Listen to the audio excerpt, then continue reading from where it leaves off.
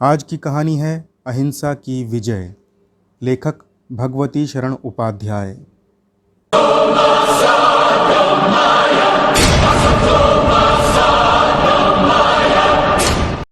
एक बार महात्मा बुद्ध मगध की राजधानी राजगृह से चलकर श्रावस्ती पहुँचे। श्रावस्ती कौशल की राजधानी थी। वर्तमान अयोध्या के आसपास का प्रदेश उस समय कौशल कहलाता था। वहाँ का राजा प्रसेनजीत महात्मा बुद्ध का शिष्य था। श्रावस्ती पहुँचने पर महात्मा बुद्ध ने राजा को बड़ा व्याकुल पाया। पूछने पर राजा ने कहा, भगवन, अंगुलीमाल डाकू से मेरी प्रजा बड़ी त्रस्त है। इससे मैं बहुत चिंतित हूँ। क्या करूँ, कुछ समझ में नहीं आता। महात्मा बुद्ध ने राजा को धीरज बधाया और कहा कि मैं तुम्हारी चिंता दूर करूँगा। अंगुलीमाल बड़ा भयंकर डाकू था।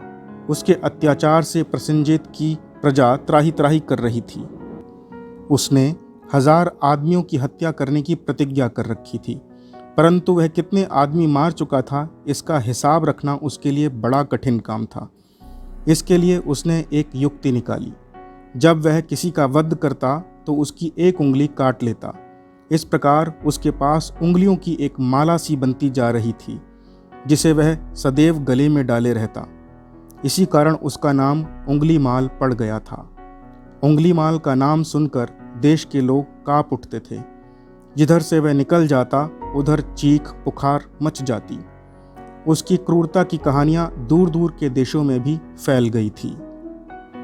प्रसेनजीत से विदा लेकर महात्मा बुद्ध उस जंगल की ओर चल पड़े जिसमें उंगलीमाल रहता था। जहां से जंगल शुरू होता था वहां राजा की ओर से पहरेदार तैनात था, जो उधर जाने वालों को सावधान कर देता और उन्हें रोक देता। महात्मा बुद्ध भी जब उस ओर चले तो पहरेदार उनके पास पहुंचा। वह जानता था कि बुद्ध जैसे महात्मा का कोई कुछ नहीं बिगाड़ सकता, परंतु वह अपना कर्तव्य समझकर बुद्ध के चरण पकड़कर बोला, महाराज, उधर भयंकर डाकू उंगलीमाल रहता है। उससे प्राणों का खतरा है, कृपया उधर ना जाएं। महात्मा बुद्ध हंसे और उन्होंने पहरेदार के सर पर हाथ फेरते हुए कहा, मेरे लिए किसी प्रकार की चिंता ना करो। फिर वे आगे बढ़ गए। दोपहर का समय था। चारों ओर पेड़ों ने छाया कर रखी थी, पर जंगल की राह चलना आसान नहीं होता। महात्मा बुद्ध भी कुछ थक से रहे थे, पर वे रुके नहीं, आगे बढ़ते गए। उनका हृदय संसार के कष्टों को देखकर दुखी था, परंतु अपने नए ज्ञान से उनको विश्वास हो गया था कि दुनिया का दुख निश्चय दूर होगा। इसी विश्वास के कारण उनके मुख पर सदैव मुस्कान रहती थी और ललाट सदा चमकता रहता था। आदमी आदमी को मारता क्यों है? जीव जीव को देखकर प्रसन्न क्यों नहीं होता? इन्हीं बातों पर विचार करते हुए महात्मा बुद्ध जंगल की राह बढ़े जा रहे थे कि अचानक उन्हें किसी की कठोर और भारी आवाज़ सुनाई दी। ठहर जा।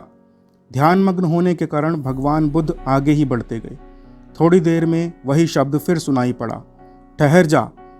महात्मा बुद्ध रुक गए। तुरंत ही घनी झाड़ियां चीरते हुए एक विकराल मूर्ति आ खड़ी हुई। ऊंचा कद, काला शरीर, भयंकर चेहरा, लाल आंखें, बिखरे बाल, बड़ी बड़ी मूछें, लंबी मजबूत भुजाएं, चौड़ा सीना, हाथ में कटार। निश्चय ही मनुष्य नहीं, कोई दैत्य था।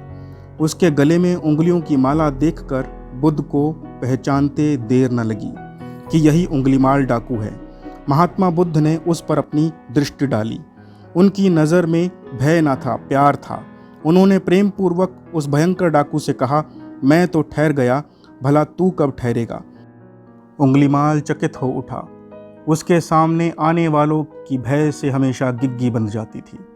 आज तक उसने कभी कोई ऐसा आदमी ना देखा था जिसने उससे आंखों से आंखें मिलाकर बात की हो। यह कौन है जो डरना तो दूर रहा, शांतिपूर्वक मुस्कुरा रहा है? महात्मा फिर बोले, बोल, कब ठहरेगा तू? उंगलीमाल पर महात्मा का जादू का सा असर हुआ। वह विनीत स्वर में बोला, महात्मन, मैं आपकी बात नहीं समझ सका। बुद्ध बोले, अरे, जीवन में तो जन्म से मृत्यु तक वैसे ही बहुत दुख होता है। तू अपनी क्रूरता के कारनामों से उसे और क्यों बढ़ाता है? मैं तो ज्ञान प्राप्त कर कर बंधन से मुक्त हो गया, पर तू कब इस प्रकार मारकाट को बंद करेगा? इससे कब छुट्टी लेगा? बोल, कब ठहरेगा तू? वह डाकू जिसने डर कभी न जाना था, जिससे सारी दुनिया कांपती थी, आज एक निरस्त्र महात्मा के तेज से कांप रहा था। सहसा वह बुद्ध के चरणों में गिर पड़ा और बोला, महात्मन, मुझे राह दिखाइए, मेरे सामने अंधेरा ही अंधेरा है। बुद्ध ने उसको शांति, दया और प्रेम का उपदेश दिया। उंगलीमाल की आंखें खुल गई, उसके मन का अंधकार दूर हो गया।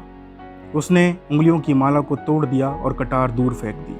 उंगलीमाल ने हिंसा का जीवन सदा के लिए त्याग दिया और वह भगवान बुद्ध का शिष्य बन गया।